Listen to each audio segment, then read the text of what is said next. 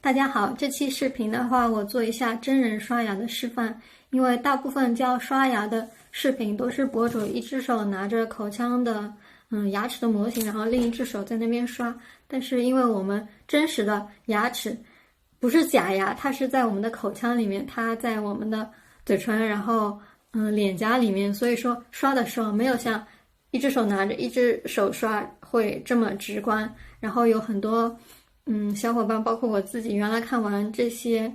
刷牙视频之后，还是觉得我不知道应该用什么方式什么角度去够到那些牙齿，所以这一期我们做一下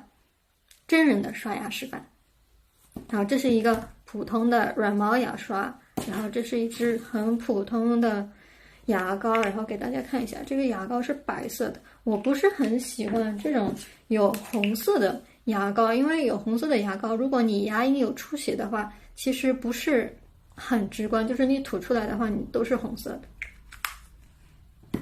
然后我们先挤，就不要很多，挤一些牙膏在牙刷上面。然后我的习惯是先把牙膏均匀的涂抹在所有的牙齿上，然后去一个一个刷。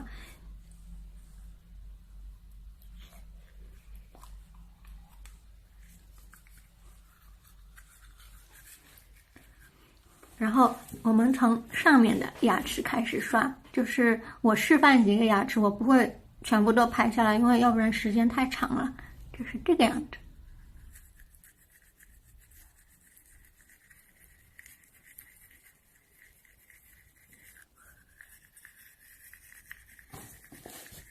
这样的话，右边是做同样的办法，然后我们刷下面的。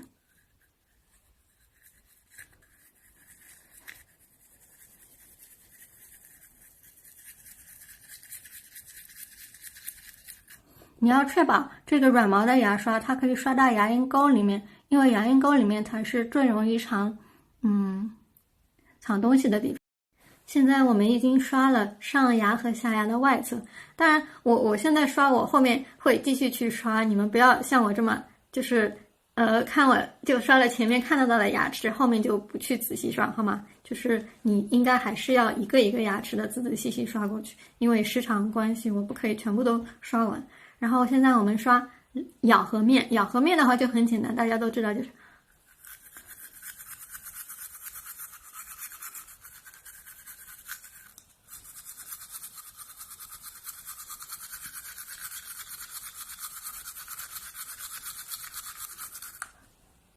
咬合面刷完以后，我们刷牙齿的内侧，内侧是比较困难的，所以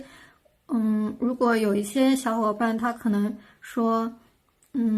没有办法想象到牙齿的内侧面怎么刷到的话，我建议刷牙的时候对着镜子刷，我也是对着镜子刷的，我就会看到比较清楚的，就是说我哪些地方已经刷到，哪些地方没有刷到。像上面的话是用这个角度，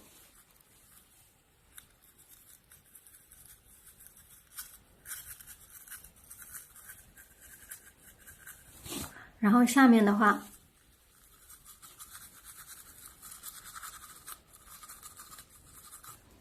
然后可以给大家看一下，我有的牙齿是往里面倒的，所以那个角度不是很好，就要很注意的去刷那边。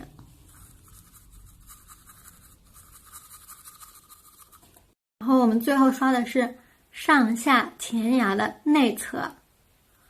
它可能会溅出来一点，所以你不要对着什么衣服啊那些或者墙壁什么在那边刷。